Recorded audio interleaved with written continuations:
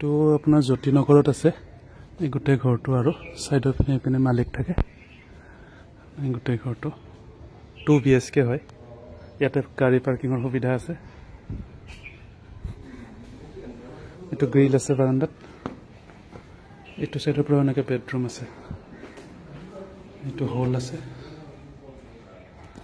তো হল এইপিনে এটা বেডৰুম এটো আৰু এইপিনে এটা বেডৰুম আছে এটো এইপিনে পূজা ঘৰ আছে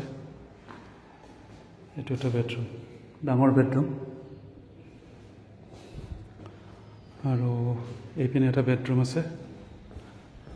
এইপিনে এটো কিচেন আৰু এইপিনে এটো টয়লেট আছে